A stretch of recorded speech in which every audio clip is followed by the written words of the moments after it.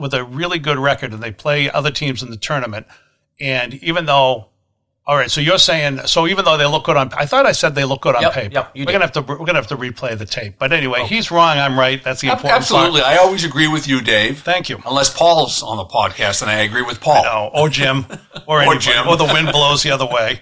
All right, let's move on to the next one. So your big thing is you're keeping your own team under control. Is the big thing that you are interested in, or let's say keep your own team motivated, but at the same time, you don't want it panicking. Right. Every year is different depending on what team you have. If you're, got a great team that's really a high seed, all the pressure's on that team. It's much easier to coach from an underdog standpoint. So much easier. Just thinking about the lecture I just got, and I'm thinking to myself, I bet you're glad you don't teach math, where students can prove you're wrong, and you can't just say, well, it's kind of subjective. Moving on. When you meet someone, you're a Soccerhead. I know this. I live with you.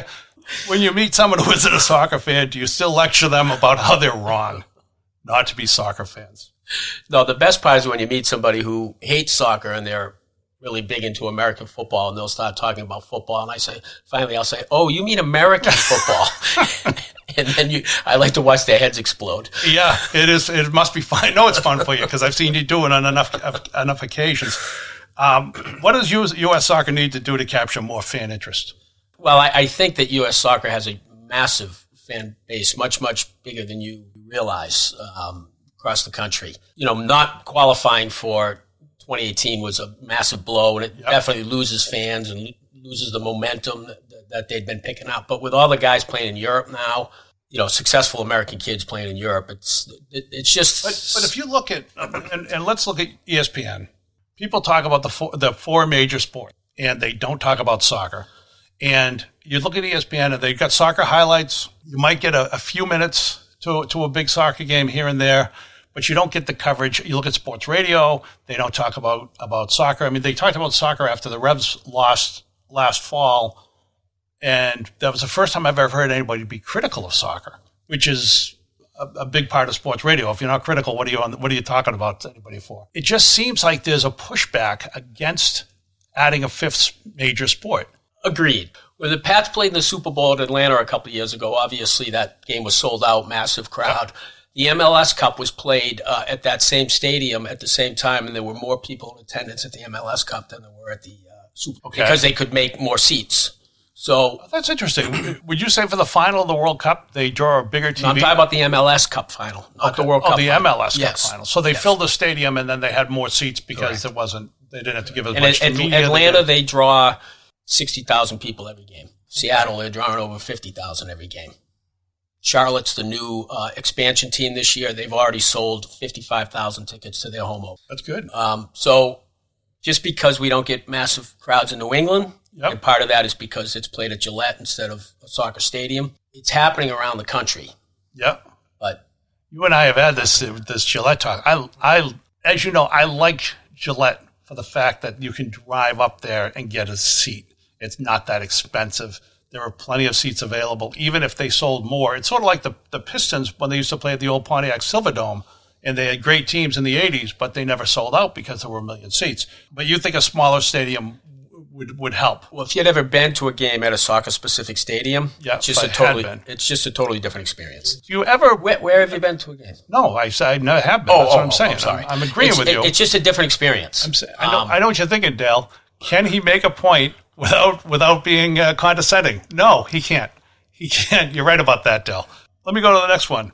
In that case, this is perfect. Now he's being condescending, so I can bring this up. You caught me off guard, Dave. I know. He's a guest. He's very knowledgeable. I'm not being nice to him. He's only showing like half his cards here, and he's got about 100% more knowledge than you. Yeah, well, that's not saying much. That's like saying he's got two thimblefuls, not one thimbleful. All right, this is a good time for me to bring up your last loss, which is, again, this is a Paul Nardizzi question. It's not me. I would never care enough to know about your last loss, but he went to your last game that you had in the tournament, prep against Brookline, and he pointed out number 21. So I don't know if it was Isaac Heffes or if it was Tyler Mahoney. One of them is going to UNH in the fall, but he really thought it's Isaac. Do you or other coaches ever devote one player to shadow or to mark another player in your defense? Is that a scheme that coaches run in high school soccer? Some coaches do. I don't at the beginning of the game. Okay. I hopefully I'm aware of who I need to keep an eye on. Right.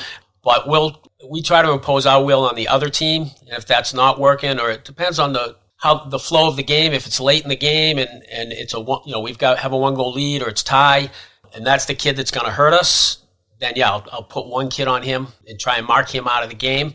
I did not do that against Brookline. That was an even game, back and forth. Each had our chances. So in that specific game, I did not do that.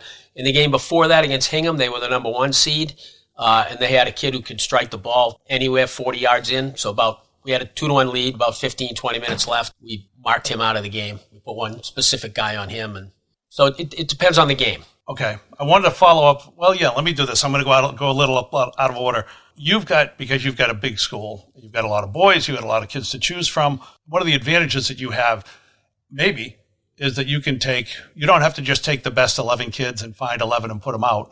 But do you look for certain body types, certain types of athletes to put in certain positions on the field? And is that a luxury that you have that other coaches don't have? Yeah, there's no doubt about it that we have quality kids to choose from.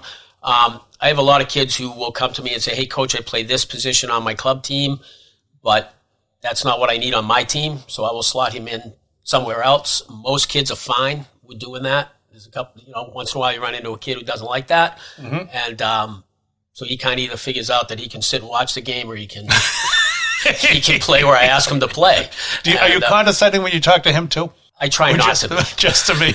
Were you trying not to be condescending to me? I'm just wondering if you just can't help yourself. All right, Paul did a study. Moving on to the next question. Paul Nardizzi did a study of 399 random games, pros, college, whatever, European, MLS, and he found that teams that played the ball back to the keeper, that made a conscious effort to play the ball back to the keeper, won a disproportionate number of those games, and a lot of times they scored within a few minutes of playing the ball back to the keeper. It improved their scoring. I know what your first question is. What kind of researcher stops at 399 games? But what do you think of that hypothesis? Well, the game has changed. I don't know how it's been a while. He did it recently. Oh no, I understand that. Yeah. But the reason why the game has changed to playing back to the goalie is there was the time, it's probably been at least 20 years, probably longer, that you could pass the ball back to the goalie and he could pick it up. So therefore, that was just a time wasting. But now the goalie cannot pick it up. Right. So that's completely changed again. I think it's a great rule change.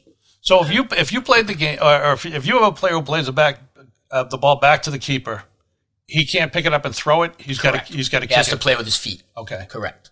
So, but not every team does that. I mean, you still got a differential, well, and again, you still got. Can the kid do it? Yeah. Well, he talks about Matt Turner as an example. He says Matt Turner not great with his feet, which is why he doesn't. Which is something that's hurt him as he's getting to the better levels. Obviously, he had a great year last year.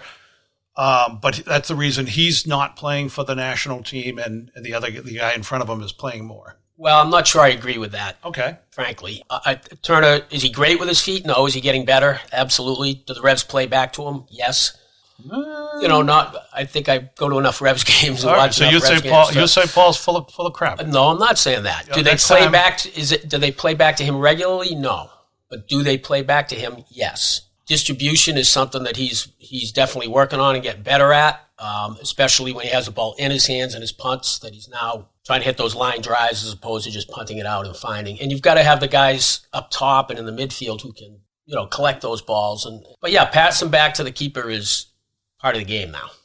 But the thing about when you play back to a goalie and he messes up, of course, that's the most glaring mistake that you're going to make. Yep. So as far as like Berhalter, the national team coach, wants to play the ball on the ground constantly. Yeah. And he's changed that somewhat because he's figured out that you can't pass the ball out of the back as much as he wants to against the better teams. Okay. Because there's going to be a mistake. There's going to be a breakdown.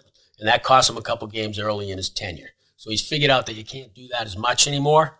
I mean, they're still doing it, but not to the level that it was. And well, that's funny. It's the old thing about they used to say this years ago about high school football. I guess they still say it.